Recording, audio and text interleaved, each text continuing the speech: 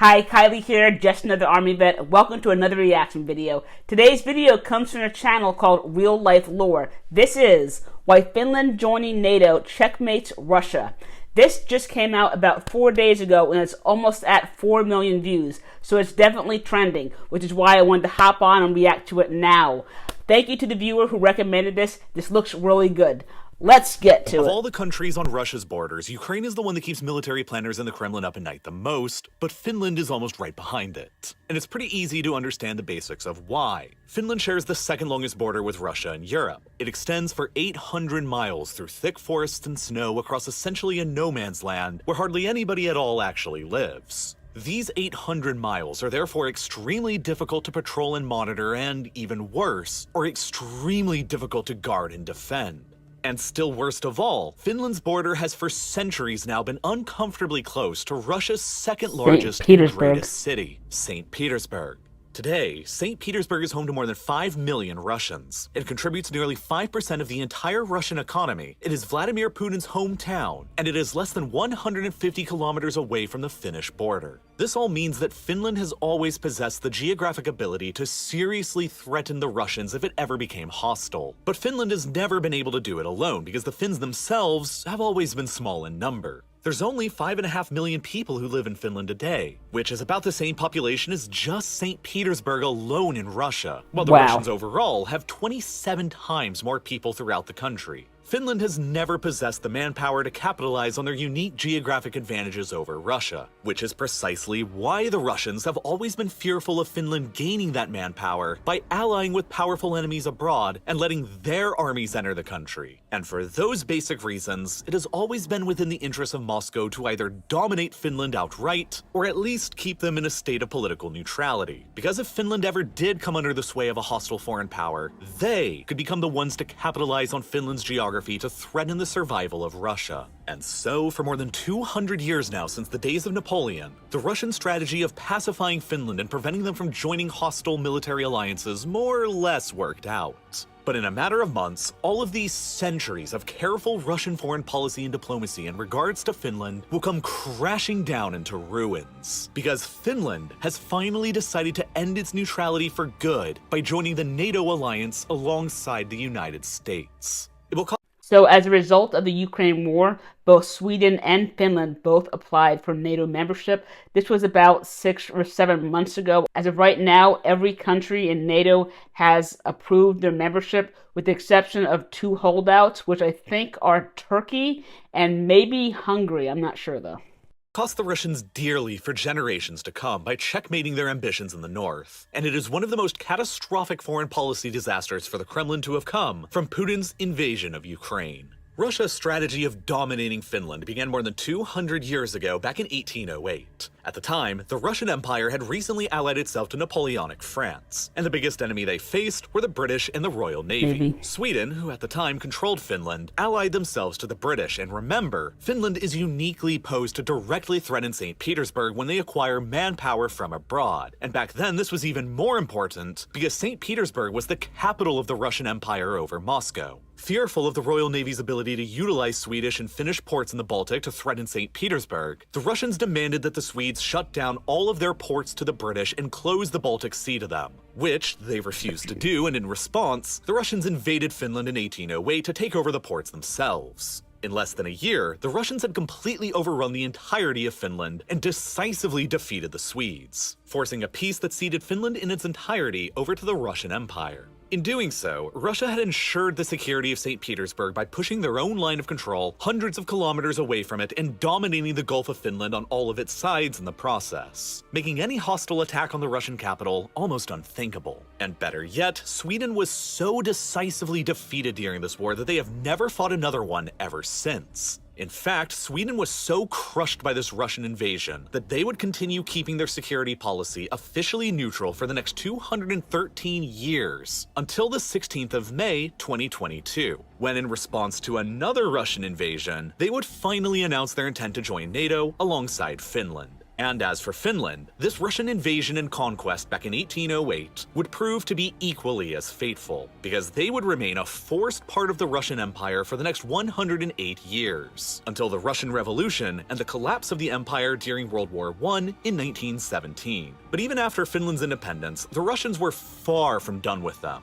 In the chaos of the Russian Revolution, many states of the former empire emerged as independent besides Finland. But as the Bolsheviks won the Russian Civil War and began reassembling the pieces of the former empire, Finland entered right into the crosshairs of the Soviets. By 1939, the geopolitical environment in Europe between the Soviet Union and Nazi Germany was tense. The two European superpowers signed the Molotov-Ribbentrop Pact, dividing Eastern Europe between them into spheres of influence, with Finland being assigned to the Soviets. As the Nazis and Soviets jointly invaded and conquered Poland, the Soviets demanded fealty from the Baltic states in the form of them granting Soviet military bases on their territories, which they reluctantly agreed to. The Soviet gaze next turned to Finland. At the time, Finland controlled more territory than they do today, especially across the Karelian Isthmus here, meaning that the Finnish border back then was only 32 kilometers away from the Soviet Union's second largest city, Leningrad, modern-day St. Petersburg. Once again, ever fearful of Finland entering into a military alliance with a hostile foreign power and gaining the manpower to threaten Russia, in this case, an alliance with Nazi Germany, the Soviets presented the Finns with an ultimatum. They wanted Finland to cede territory in the Karelian Isthmus up to here so as to push the border further away from Leningrad, in addition to Finland ceding all their islands in the Gulf of Finland and allowing a Soviet military base to be built near the capital, Helsinki. In exchange, the Soviets would give Finland these territories further to the northeast to compensate them. But Finland refused and countered with an offer to cede a much smaller amount of territory down here in the south. The Soviets refused and countered again with a slightly less extreme demand for territory, which the Finns again refused and countered with a slightly more generous offer of territory. And at that, Stalin rejected diplomacy and ordered an all-out invasion of the country with 500,000 soldiers from the Red Army. That invasion turned into a quagmire for the Soviets as the Finns transformed their entire country towards fighting them off. The Soviets took more than 4 times as many casualties as the Finns during the invasion, with at least 320,000 killed and wounded, compared to just 70,000 for the Finns. So I'm not positive, but I think this was called the Winter War. If I'm wrong, please drop that in the comments.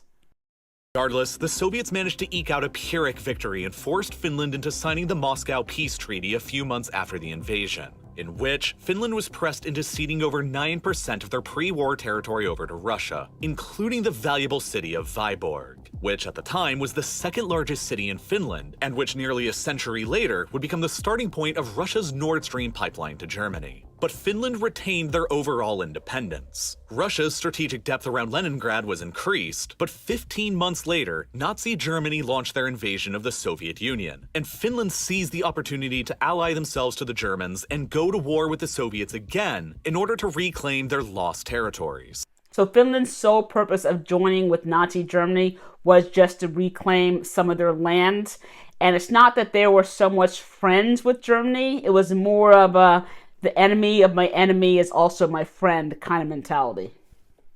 They didn't really have much else of a choice, though. The Soviets were their primary enemy who had just attacked them and taken over some of their land. Sweden was neutral, and the Western allies were allied to the Soviets. Thus, at the time, Nazi Germany was the only great power able and willing to support the Finns against the Russians. German troops were allowed to enter Finland, and the Finns assisted the Germans in the siege of Leningrad and the greater invasion of the country. Finland and the Soviets would go on to fight for another 3 years until September of 1944, when they signed another peace treaty that essentially confirmed the status quo of the older peace treaty. Only this time, Finland was also forced into expelling all foreign militaries from their borders. Following the end of the war and the defeat of Germany, Finland realized that its geopolitical status as a small, capitalist country directly next door to an expansionist communist superpower who now dominated Eastern Europe and the entire southern shore of the Baltic was incredibly precarious. And so, in order to maintain their independence and sovereignty, they were left with little other choice but to essentially carry on throughout the Cold War as a neutral state. Finland never took part in the Marshall Plan and never received financial aid from the United States so as not to anger the Soviets. So for those of you who don't know, the Marshall Act was signed by President Truman. It's also called the Economic Recovery Act of 1948. Its sole purpose was to help post-war Europe. Finland agreed that it would resist attacks against the Soviet Union through their territory and would call on the Soviet army to defend them were such an attack ever to take place, and it never joined either NATO or the Warsaw Pact. And yet, at the same time, the Finns organized their entire military and much of their society towards a singular purpose: deterring the Russians from ever attacking their country again through a fanatical policy of total defense. Mandatory military conscription for all men in the country remained in force throughout the Cold War, and Finnish military spending remained high for a country of their size. After the Soviet Union collapsed in 1991, the land borders between Finland and Russia remained unchanged. The only difference was that instead of the Soviet Union next door, the country was now called the Russian Federation. Finland proceeded into the post-Cold War world cautiously. They technically abandoned their stance of total neutrality alongside Sweden by joining the European Union in 1995, but they each maintained their military neutrality by avoiding membership in NATO, even as NATO expanded eastwards to cover many of the former Warsaw Pact and Soviet republics, who were understandably fearful of a resurgent Russia in the future who might want to take them back over again. Sweden temporarily abandoned their military conscription in 2010 and began transitioning towards a smaller all-volunteer professional army. But Finland, with 800 miles of border with Russia and recent memories of the past, never changed course on their policy of total defense. So this did change again recently, back in 2017, I think. Sweden did reinstitute the mandatory conscription for men and for women. With that being said, every year they only choose about 4,000 or 5,000 eligible citizens to go forth with military training, though. And mandatory conscription for men. Even today, 3/4 of all men in Finland continue to complete their mandatory military service and join the reserves. In the event of a war with Russia, Finland can rapidly mobilize around 280,000 men today to join the ranks of the army, and they have around 1 million men in total in the reserves that it can call upon if needed, representing more reserves than Germany, France, and Italy all combined, and representing nearly 1/5 of the entire Finnish population. Wow. And unlike the Russians, they will be well armed with the latest weaponry and firepower. While they didn't directly join NATO, the Finns cooperated with the alliance extensively in military exercises and purchasing of NATO weaponry. The Finnish army possesses around 1,500 artillery and rocket systems, which is one of the largest artillery arsenals in modern Europe and greater than the United Kingdom. They have more main battle tanks than Germany, a country of more than 83 million people. And their Air Force wields a fleet of 64 American-made F-18 fighter jets. Super Hornets. Very shortly be fully replaced with 64 modern American-made F-35 fighter jets, which will cost them $10 billion to acquire. And on top of their plentiful advanced equipment, the Finns themselves are highly motivated to defend their country. A poll conducted back in 2016 showed that Finns possess the highest willingness to defend their country anywhere in Europe, with a whopping 74% of the population saying that they would. And support for conscription in the country has never gone away, with a poll in 2021 showing 73% approval among Finns for maintaining mandatory conscription for men. As I said before, Finland's military and society has been designed over the decades in a way to deter another Russian invasion as much as physically possible. And even after the collapse of the Soviet Union, they have never gotten too comfortable with their neighbor. But Finland... To give you an idea of how prepared Finland is for war, they already have a lot of their infrastructure planned out as controlled detonations in case Russia decides to invade. So they take this very seriously. Finland's foreign policy continued to avoid joining NATO outright so as not to provoke Moscow too unnecessarily. Even after the Russians invaded Ukraine for the first time back in 2014 and seized control over the Crimean Peninsula, a poll showed that only 22% of Finns supported joining the NATO alliance. That attack was just too small to send fears through Helsinki. But everything would change after February 2022, when the Russians massively escalated the geopolitical tensions in Europe by using 200,000 soldiers to launch an all-out invasion of Ukraine. And in doing so, showed their willingness to utilize warfare and invasion in Europe as tools in the 21st century, just like they did in the 20th. The calculus of risk for Finland, a country who, much like Ukraine, has been invaded by Russia in the past and was not a member of NATO and not under direct NATO protection, was changed irreparably. If Russia was willing to risk everything by invading Ukraine, they were unpredictable and potentially even irrational, and might be willing to invade Finland again, even if it seemingly made little sense to do so. And so the Finns finally decided to do something that they had avoided doing for decades, if not centuries. They applied to formally join a Western military alliance alongside Sweden, NATO. And now Russia has found itself in a catastrophic situation that it has largely managed to avoid ever since the Napoleonic era. In addition to Finland's formidable military strengths on land and air and centuries-long experience dealing directly with the Russians, Sweden brings a lot to the table as well. The Swedish Navy is 500 years old and a first-rate force in modern Europe that has remained relatively dormant for centuries. They wield some of the world's most advanced submarines in the Baltic, and their company, Saab, produces some of the world's most advanced and capable fighter jets and radar systems. They also produce the NLAW anti-tank missile, which is currently second place only to the American-made Javelin in destroying Russian tanks in Ukraine. Combined with the F-18s and F-35s in the Finnish Air Force, the Swedes can directly rival the Russian Air Force's assets in Northern Europe without even factoring in additional assets from the United States. But it isn't just their own military prowess that concerns Russia if they join NATO. As it has for centuries, it is also their unique geographic ability to directly threaten core Russian territories and interests, and their ability to utilize the manpower of other states in the NATO alliance to better capitalize on those advantages. First and foremost are the naval considerations within the Baltic Sea. Finland and Sweden entering NATO will immediately transform the Baltic into a NATO-dominated lake, with the only Russian points of control left immediately around St. Petersburg in the Gulf of Finland and their exclave around Kaliningrad. With the northern and southern shores of the Gulf of Finland fully beneath the NATO umbrella, and the entire perimeter of the Danish Straits added with the entrance of Sweden, and considering that the Baltic itself is quite shallow with an average depth of only 54 meters, shared military intelligence and sonar will permanently prevent the Russian Baltic Fleet and its submarines from ever maintaining the element of surprise within the Baltic, and all of their movements will be able to be accurately tracked. Additionally, Sweden's control over the island of Gotland in the center of the Baltic will serve to grant NATO forces access to an unsinkable aircraft carrier that can be used to dominate the sea by air. Perhaps most importantly, these facts will mean that the security of the three Baltic states will be improved dramatically. Before the entrance of Sweden and Finland into the alliance, the Baltic states were widely regarded as the least defensible territory within NATO. The only way to reinforce them by land is through the narrow Suwalki Gap between Russia's highly militarized exclave in Europe, Kaliningrad, and Russian allied Belarus. A gap that is less than 70 kilometers wide across largely flat and difficult to defend terrain that the Russians would be theoretically capable of rapidly blocking in the event of a war, which would isolate the Baltics from the rest of NATO. A study made by the RAND Corporation back in 2016 suggested that in the event of a Russia-NATO conflict, Russian forces would be able to quickly close the Suwalki Gap and occupy the Estonian and Latvian capitals within 60 hours of the war beginning, leaving NATO in a difficult position to retaliate or liberate them. But that calculus is completely changed with Finland and Sweden in NATO. I wonder if the world has overestimated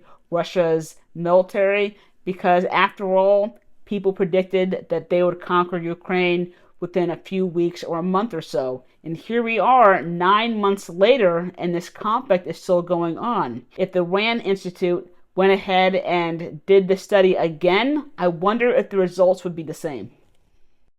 Any chance of Russian naval or air supremacy over the Baltic is essentially impossible, leaving NATO with the almost guaranteed ability to reinforce the Baltic states by sea and air, rather than by piling troops through the 70-kilometer wide Suwalki Gap on land.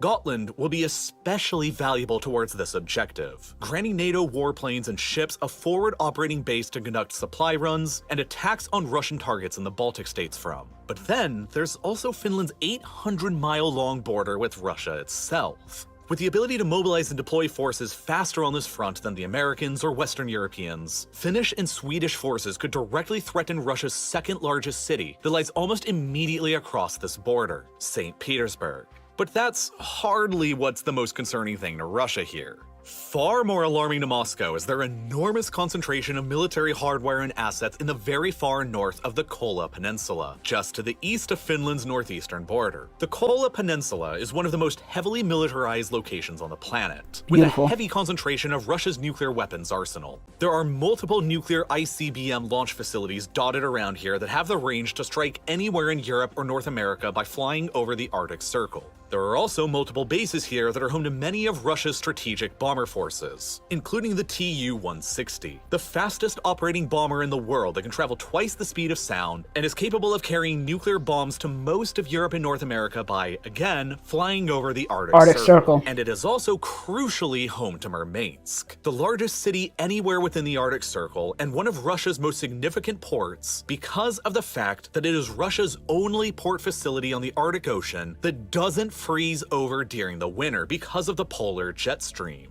Because of this fact, the Russian Northern Fleet is headquartered nearby in Severomorsk, with several other operating bases nearby, and it is the crown jewel of the Russian Navy and Russia's nuclear deterrence. With the Kremlin long being aware of how precarious their position is within the shallow and enclosed Baltic Sea, the Russian Baltic Fleet there only has a single submarine currently garrisoned with it, and it doesn't even have the ability to fire nukes. Russia has instead focused the majority of their nuclear deterrence against the West up here around Murmansk. The Northern Fleet controls the lion's share of Russia's advanced nuclear submarines, including the modern Bore-class subs, capable of carrying 16 ballistic missiles on board and up to 96 nuclear warheads. There are also the conventional Yasen-class nuclear submarines that carry conventional cruise missiles that can be used to hit offshore oil and gas infrastructure and coastal targets. And unlike within the constrained and shallow Baltic, these submarines can operate across the Arctic Ocean under the ice, largely with impunity, and can even pass through the wider GI-UK gap between Greenland, Iceland, and the UK in order to operate in the northern Atlantic. But Finland's entry into NATO massively complicates Russia's military planning and deterrence up here.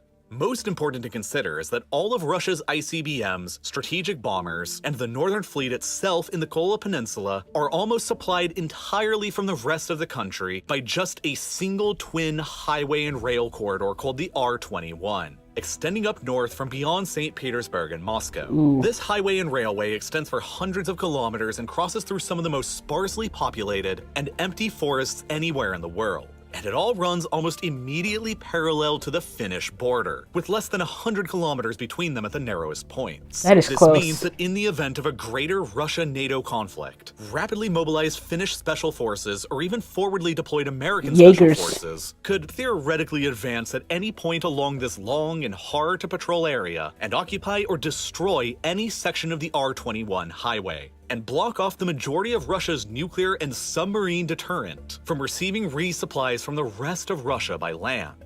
That would be a disaster for Russia, and push them into a situation where they would have to either use their nuclear weapons on the peninsula, or probably lose them. But the other problem is that with Finland and Sweden in NATO, NATO's geographic presence within the Arctic Circle would be greatly extended, granting the entire alliance better early warning missile detection from any ICBMs or bombers taking off from anywhere in the nearby Kola Peninsula headed towards Europe. They've mentioned ICBMs a couple times, and at first I was not sure what that meant, but I'm pretty sure it means intercontinental ballistic missile. If I'm wrong, then please drop that in the comments. With America and Europe's advanced missile defense systems and this advantage in early warning, it's uncertain exactly how many Russian missiles would end up striking their targets before retaliatory NATO missiles would strike theirs. And that's why, almost as a last resort to their increasingly terrible ability to actually deter the West, the Russians have recently been developing their ultimate doomsday weapon, the Poseidon torpedo. This is essentially a drone that takes the shape of a torpedo that possesses up to a 100 megaton nuclear payload. Does any other country, such as India, also have this weapon, or is it only Russia? Which is huge. It can be loaded up onto a new class of Russian nuclear submarine, the first of which is called the Belgorod, that was just recently delivered to the Northern Fleet in July of 2022, just after the invasion of Ukraine and the Finnish and Swedish announcements to join NATO. The Belgorod will be headquartered in the port of Severodvinsk on the White Sea, much further away from the Finnish border and the rest of the Northern Fleet facilities within the Kola Peninsula. This means that in the event of a war with NATO, the Belgorod and future nuclear submarines just like it, armed with the Poseidon torpedoes, should be capable of discreetly leaving port through the White Sea and the Arctic Ocean and towards either the GI-UK gap in the west or the Bering Strait in the east. Once there, the Belgorod could fire the Poseidon, which can allegedly travel for up to 10,000 kilometers underwater before detonating its enormous nuclear payload immediately offshore of coastal targets like New York or Los Angeles, generating an incoming mega tsunami that would be impossible to stop or defend against once it happens. Once Finland enters NATO, and if they end up allowing American troops and bases to be set up there, Russia's ability to threaten the West with nuclear missiles and bombers through the air will be challenged. I'm inclined to believe that Finland would not allow the United States or other NATO countries to actually build bases on their soil, just because I think that would be a huge provocation to Russia, which is what they're trying to avoid. Their reliance instead on threatening nuclear deterrence with these kinds of underwater doomsday torpedoes will likely only increase. But it's unclear if Finland would actually allow American forces there in the first place. Finland still doesn't want to unnecessarily provoke the Russians after all, and they are explicitly joining NATO for the purposes of deterrence and protecting their own country from an invasion, not for launching an attack into Russia. The Finnish military is considered more than capable of defending itself, and as such, there's been a lot of talk of Finland following the so-called Norway model once it officially joins. Even though Norway was an original founding member of NATO and has been a part of the alliance for decades, its close shared border with Russia's valuable Kola Peninsula up in the far north meant that the Norwegians also made sure to never unnecessarily anger the Russians by allowing American and NATO military bases or nuclear weapons to be placed on their territory. And this has remained the case through to the present. Should Finland join the alliance, they will likely end up following a similar path, and deny any other members of the alliance to station troops or nuclear weapons within their country, so as to continue not unnecessarily provoking the Russians. And at the same time, Finland and Sweden's entrance into NATO must be approved by all 30 other members of the alliance. And as of the production of this video, 2 have continued to remain as holdouts: Hungary and Turkey. Finland and Sweden expect that they'll both approve by the end of the year, and both should become full members of the alliance by April of 2023. And when they do, centuries of history will suddenly be upended, and Russia will face its most vulnerable position in the north it has ever faced since at least the 18th century. Wow, that was a very eye-opening video. Before I forget, I'm going to link the original video down below, so please go check them out and give them a like, because obviously this video was very well researched and presented. Anyway, I can understand why Finland and Sweden both want to join NATO. They have a hope for the best but prepare for the worst kind of mindset. It's understandable because right now the worst is happening to Ukraine. So I don't blame Sweden and Finland for trying to join NATO, not at all. In all honesty though, if NATO were to go to war with Russia, I think it's going to come down to the press of a button. It would be a nuke war. So let's hope and pray it never comes down to that. Anyway, if you want to know how Finland would respond if Russia ever invaded, then check out this video right here. If you do want to know about the Swedish military, check out this video right here.